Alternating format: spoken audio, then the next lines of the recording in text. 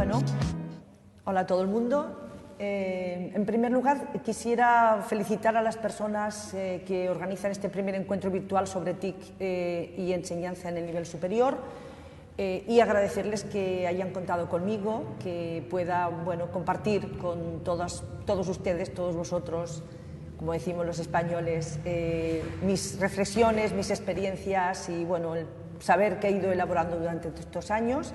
En particular, quisiera reconocer el papel de Edith Lidwin en todo el proceso de tecnología educativa de la UBA y a las personas que ahora llevan este centro, el CITEP, y todo el trabajo tan lindo y tan interesante que están haciendo. Lo que haré será, como hay 3 preguntas que me han dicho que van a centrar las discusiones de estos días, yo las he articulado en torno a una serie de reflexiones que intentaré no alargarme, pero dejaré algunas cuestiones así voy a ser un poco contundente para que ustedes se puedan posicionar, discrepar, preguntar, situarse, darle vueltas a la cabeza y así poder continuar la discusión. Porque, como yo les digo a mis estudiantes en la Universidad de Barcelona, el camino del conocimiento es la certeza, queremos saber esto es cierto, esto es la verdad, esto es sí, pero el camino de la sabiduría es la duda.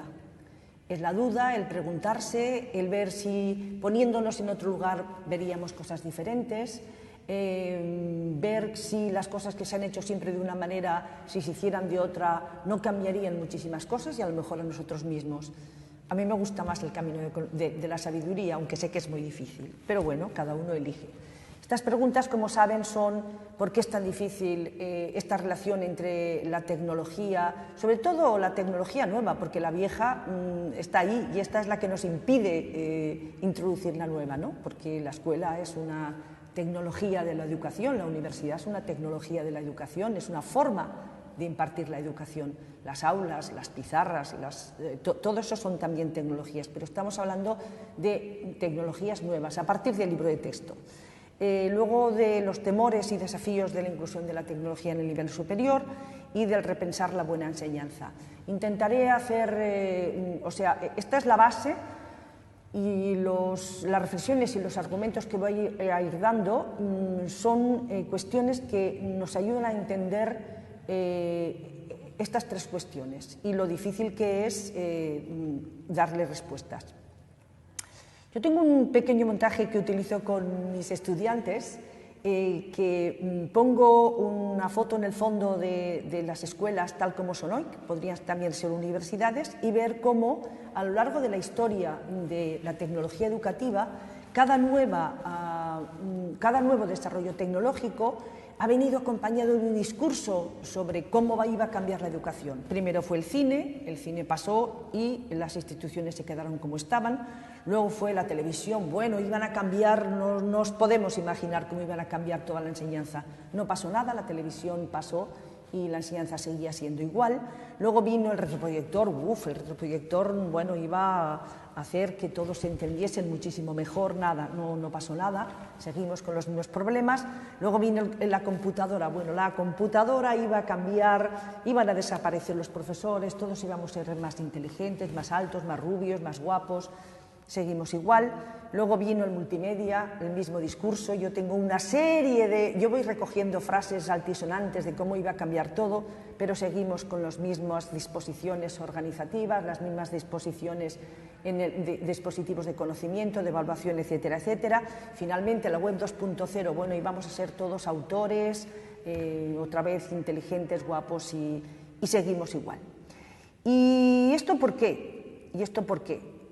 Me dirán algunos de ustedes que hay cosas que cambian, que algunos profesores introducen nuevos materiales, etcétera, etcétera. Sí, yo les digo que sí, pero sería como si en un hospital algunos médicos estuviesen tratando a sus pacientes con tecnologías del siglo XXI y la mayoría del resto de los médicos los estuvieran tratando con tecnologías del siglo XIX. Esto sería inaceptable. Pero en la educación no lo es, parece que no lo es. Yo les pregunto a la gente, ¿irías a un dentista que no hubiese cambiado sus formas de intervenir en los últimos 30 o 40 años? Todo el mundo me dice que no. Sin embargo, las formas de intervención en general en la universidad, ya que estamos en este nivel, siguen siendo las mismas. Hace pocos días estuve en una universidad en España y han metido la tira de tecnología, pero verán la foto. Han introducido mecanismos de presentación, pero las sillas siguen clavadas al suelo y mirando al profesor. Poco cambia. ¿Y esto por qué? Bueno, pues vamos a ver, por varias razones. Primero, porque nos fascinamos por los artefactos. Herbert Simon decía que es mucho más fácil difundir artefactos que ideas. Es fácil comprar una máquina de cine, es fácil comprar una máquina de vídeo, un computador. Lo difícil es utilizarla para hacer lo que teníamos que hacer de una manera mejor o diferente. Eso es mucho más difícil. Sí, compramos computadoras, pero luego las utilizamos de una manera para hacer lo mismo o a veces hacerlo peor. Hace unos años organicé el primer posgrado que se hizo en España sobre ordenadores o computadoras en educación o informática educativa, ¿no? Hace ya bastantes años. Y un trabajo de investigación que les hacía hacer a los estudiantes era que fueran a cualquier escuela o universidad e hicieran sencillamente un inventario de todas las nuevas, o sea, tecnologías electrónicas y digitales, ¿no? Y también no tan nuevas, ¿no? Que había en el centro. Todas las tecnologías, un listado desde libros hasta aparatos de televisión, retroproyectores, etcétera, etcétera, computadoras, y que luego hicieran una pequeña encuesta para ver qué es lo que se utilizaba en las clases. Se quedaban impresionados, porque no se utilizaba ni el 1% de los recursos con los que contaban los centros. O sea que es más fácil comprar los artefactos que utilizarlos. Y además una cosa que a nosotros nos indigna mucho como grupo de investigación, como grupo de innovación docente de la Universidad de Barcelona, tenemos un grupo que se llama Indagat, es que los proyectos te dan dinero para artefactos, para comprar artefactos, pero no te dan dinero para contratar un becario que te puede ayudar en los procesos de innovación de clase, o no te dan dinero para dedicar parte de tu tiempo a trabajar de una forma diferente con los alumnos. Para comprar sí, pero para transformar la práctica mucho menos. Otra frase que nos ayuda a entender este no cambio en el tema de la educación es que nos olvidamos de algo que dijo Havenstreit, uno de los pioneros en la introducción de la informática educativa en las escuelas francesas.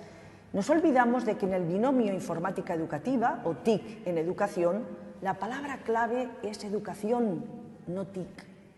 Y sin embargo nos vamos a las TIC y la palabra es la educación. Estos son dos cuestiones para pensar. Las primeras, en relación a los temores, los desafíos y la necesidad o la dificultad de repensar una buena enseñanza para los entornos virtuales, y que también está relacionado con la pregunta primera, que es esta dificultad de introducir las tecnologías de la información y la comunicación en los entornos tradicionalmente organizados para una enseñanza frontal. Hay varias nociones que son fundamentales y que hay que repensar. ¿Qué noción tenemos del conocimiento? ¿Cuál es nuestra idea de cómo se aprende? ¿Cuál es nuestra idea de la relación pedagógica? ¿Y cuál es nuestra idea de la evaluación? Haré una primera entrada un poco intuitiva y otra vez contundente para provocar la discusión, y luego haré algunos comentarios más pormenorizados, ¿no? En general, se siguen manejando en la universidad también nociones del conocimiento de tipo factual y declarativo, con algunos procedimientos para aplicar ese conocimiento a situaciones conocidas. Se maneja mucho menos una noción del conocimiento problematizada, contextualizada en problemas actuales, conectada con lo que está sucediendo en este momento. Se suele enseñar conocimiento terminal, no conocimiento en proceso. Como decía un didacta de la física, un conocimiento cubo, algo que ya está dentro de un cubo totalmente cosificado, ¿no? Pero no el conocimiento en acción, el conocimiento como una explicación sobre el mundo que va cambiando con el tiempo y con los lugares, ¿no? Las nociones del aprendizaje también son también la idea es que el alumno aprende cuando yo le enseño, que el alumno reproduce lo que yo digo, cuando sabemos que, como veremos luego, que la comprensión es un diálogo personal entre el mundo y los individuos. La relación pedagógica, en la que normalmente el profesor se constituye como el actor principal, o sea, de hecho somos un poco actores, yo aquí estoy un poco también actuando, pero a veces ese papel toma demasiada importancia.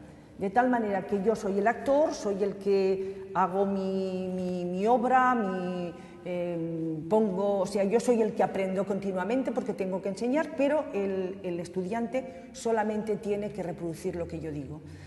Y ahí ha de cambiar la relación pedagógica. El profesor, para mí, tiene que ser más un director de escena. Un director de escena que tiene que intentar sacar lo mejor de cada alumno, lo mejor de cada actor. A mí me inspiran mucho los directores de escena, porque a veces de personajes que parecen insignificantes en una obra te construyen, bueno, una obra de arte, ¿no? Pero es muy difícil cambiar de ser actor a ser director, porque los saberes que necesitas son diferentes. Y hay profesores que te dicen, pero bueno, si los alumnos son los actores, si los alumnos tienen capacidad de autoría, ¿yo qué hago? Claro, cosas muy diferentes. Para empezar, aprender, porque vas a tener que aprender muchas cosas que no sabes. Y luego la evaluación. Yo digo, cualquier examen que puede contestar Google es un examen que merece ser copiado. Porque yo lo digo, y lo digo de una manera así para provocar, porque es un insulto a la inteligencia del estudiante. Las preguntas de examen tienen que ser preguntas de elaboración, de conexión, de transferencia de ese conocimiento. Si tenemos datos, si tenemos conceptos y después no sabemos qué hacer con ellos, no hemos aprendido nada. Cuando acabemos el examen lo olvidaremos y nos quedaremos igual de flacos que antes. Será una bulimia y no será un proceso de nutrición. Bueno, vamos a ver dónde se ha generado esta idea de la educación como, o sea, estas nociones del conocimiento que yo he ido señalando, ¿no? Las bases de la enseñanza del siglo XX, según Schroyer, se fundamentaban en varios principios que siguen muy vigentes. Para empezar, se da por supuesto que el conocimiento es una colección de hechos sobre el mundo y de procedimientos para resolver problemas. Entonces, lo único que tenemos que hacer es identificar esos hechos y los procedimientos para resolver una serie de problemas. La finalidad de la enseñanza, evidentemente, es meter esos hechos y esos procedimientos en la cabeza del estudiante. Y utilizamos muchas veces estas frases. A los alumnos no se les mete en la cabeza, no hay manera de meter a los alumnos esto en la cabeza. Yo no sé si podemos meter algo en la cabeza de alguien. Yo creo que no somos una hucha, pero bueno, lo decimos, ¿no? Otra cuestión muy arraigada es que el profesorado conoce estos hechos y procedimientos y su tarea es transmitírselos a los estudiantes, ¿no?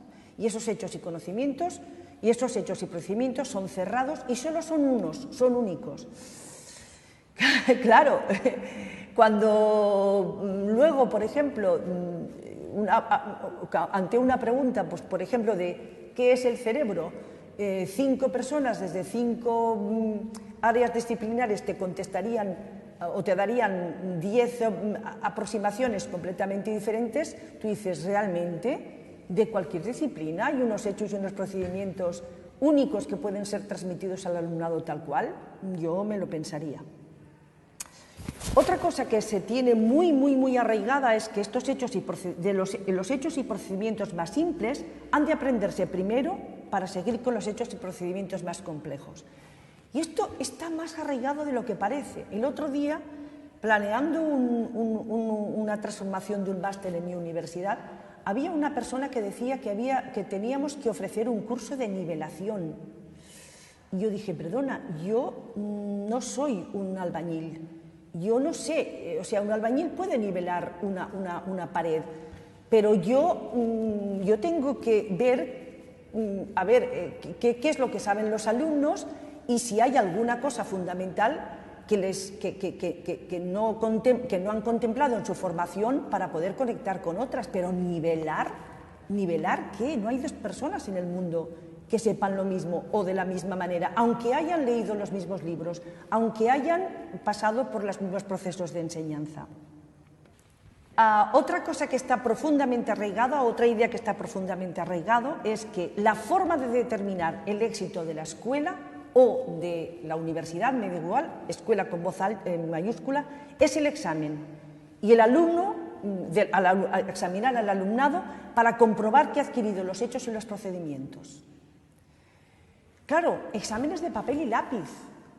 ¿Cómo es posible que conocimientos profundamente, o sea, complejos, conocimientos que a veces implican al sujeto, que son transformadores, todo se puede poner en papel y lápiz? Yo creo que no. Hay que examinar al alumno, claro que hay que examinar al alumno, pero si queremos realmente ver qué competencias ha desarrollado, cómo se enfrenta al conocimiento, tendremos que buscar otro tipo de exámenes que no sean exámenes de papel y lápiz. Y sobre todo, si son exámenes de papel y lápiz, sobre todo, un punto fundamental, que no los pueda contestar Google. Si hay una pregunta de examen que yo la pongo en el navegador de Google y me sale la respuesta, yo suspendería al profesor. Provocación. Provocación para discutir, ¿no? Bien. Además, evidentemente, esta forma de evaluar nos viene ahora pues, avalada por la OCDE, las pruebas PISA, etcétera, etcétera. Pero yo creo que sería importante leer algunas cuestiones críticas como collateral damage, sobre cómo las pruebas externas a la escuela están corrompiendo las escuelas de Estados Unidos, y ver que en estos momentos el conocimiento entendido en el mundo contemporáneo no se puede solamente explorar con pruebas de papel y lápiz, repito, que pueda contestar Google. Entonces, el reto de la enseñanza del siglo XXI, o sea, para pasar del siglo XX al siglo XXI, es cómo pasar del conocimiento declarativo y factual, que solo nos dice el qué, a un conocimiento que nos permite explorar el cómo, el por qué y el para qué. Si de cualquier cosa que estudiamos no podemos explorar, discutir y encontrar sentido al qué, al cómo, al por qué y el para qué, nos encontraremos lo que nos estamos encontrando en las escuelas y en las universidades, que la gente no encuentra sentido a lo que hace, que la gente se aburre, que la gente piensa que está perdiendo el tiempo. Parece que van a la universidad solo a recoger un papel al final del curso. Y eso no puede ser, porque hay muchas cosas que aprender. No podemos estar sentados en una silla diciendo, bueno, esto solamente lo aguanto para obtener el papel del final. Si no aprendemos, lo que no aprendamos hoy no lo aprenderemos mañana, porque mañana tenemos que aprender algo diferente. Pero al profesorado nos pasa igual. Tenemos que seguir aprendiendo. Y como nos dedicamos mucho rato a enseñar, lo interesante es poder aprender mientras enseñamos.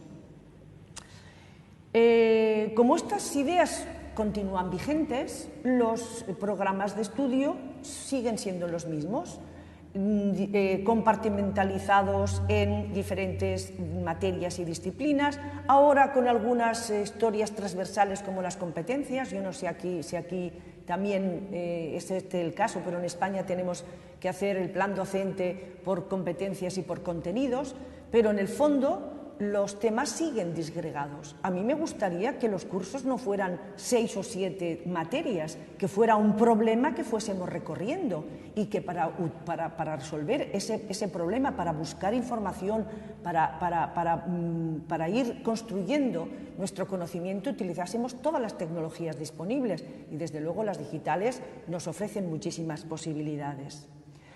Porque, como dice Gadamer, todo comprender es interpretar, y toda interpretación se desarrolla en medio de un lenguaje que pretende dejar hablar al objeto y es al mismo tiempo el lenguaje propio de su intérprete. Si no ponemos o posibilitamos que los estudiantes dialoguen con esos objetos de saber que nosotros queremos construir con ellos, si nosotros mismos no transformamos nuestra noción de lo que es el conocimiento, las tecnologías de la información y la comunicación sí se podrán utilizar, pero se utilizarán para hacer más de lo mismo, para repetir, para comprobar, para aplicar algoritmos, para aplicar procedimientos, pero no para crear, para conectar, para preguntarse, para ir más allá de la información dada, como decía Brunner. Porque hoy sabemos mucho más que hace 30 o 40 años sobre cómo se aprende. Y lo que es increíble es que las instituciones de enseñanza no tenemos en cuenta cómo aprendemos las personas, cómo aprendemos las personas en general, ¿no? Nos hemos quedado, yo creo que un poco en Piaget y en Vygotsky, ¿no? Y estamos muy lejos de entender todo lo que está aportando, por ejemplo, la neurociencia y las ciencias del aprendizaje sobre la enseñanza. Solamente comentaré para terminar algunas características de lo que significa un aprendizaje para la comprensión.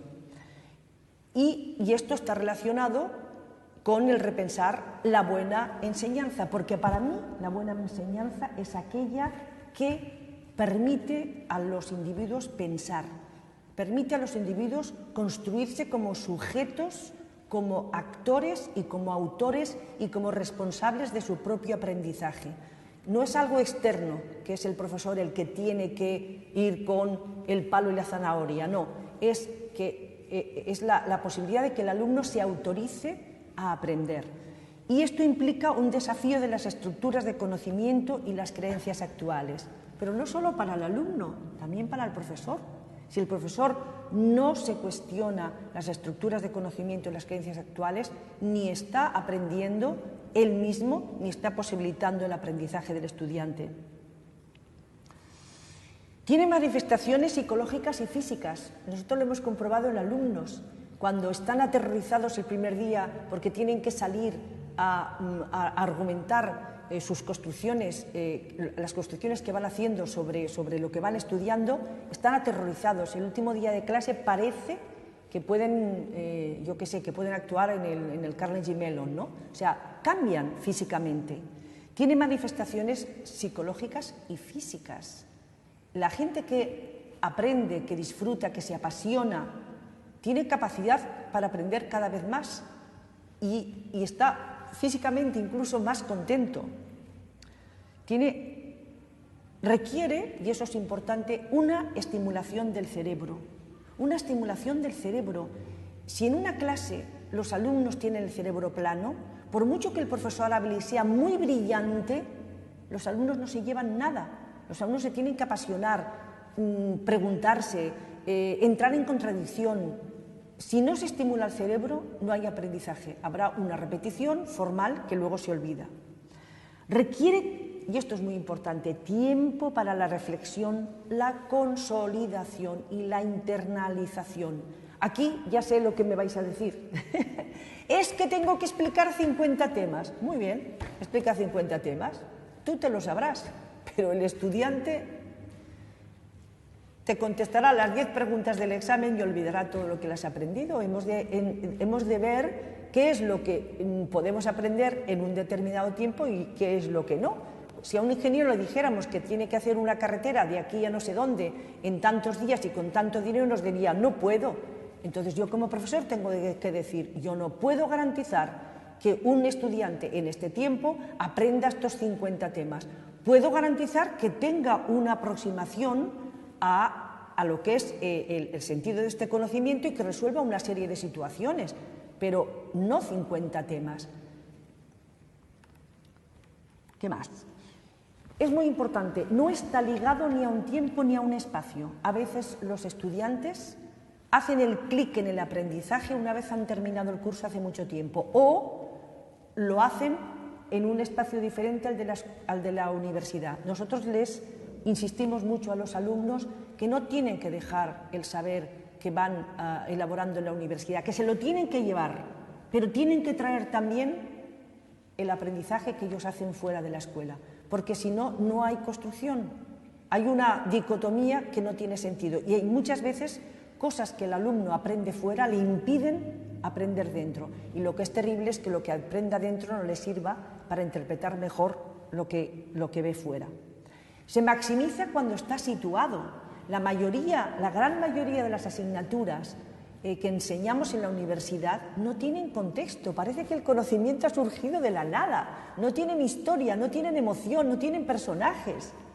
O sea, está totalmente descontextualizado, parece un cuento sin autor.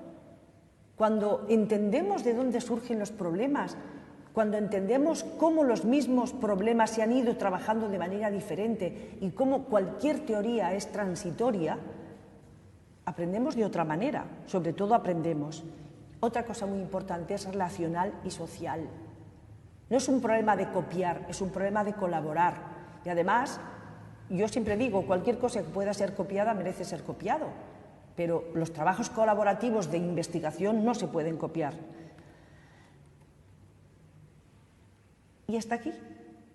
Yo creo que les he dejado con bastantes controversias y con bastantes preguntas para seguir este diálogo. Solo acabaré diciendo con lo que decía de lo que es relacional y social y de que si es en plan investigación no se puede copiar. Terminaré con una noticia que salió en el periódico de que los estudiantes de Harvard, media clase, habían sido amonestados porque habían copiado un assignment, ¿no? Una actividad que les había puesto el profesor. Y yo pensé lo mismo. Si 125 alumnos se pueden copiar una actividad, es porque es una actividad que no tiene autoría. Porque si tú pones a los alumnos en grupo y cada uno tiene que resolver una cuestión o plantearse un problema y hacerlo de manera diversificada, no se pueden copiar porque la autoría es incopiable. Y repito con lo de antes, hasta aquí. Espero que nos haya movido el cerebro y espero que podamos continuar con el diálogo. Muchas gracias.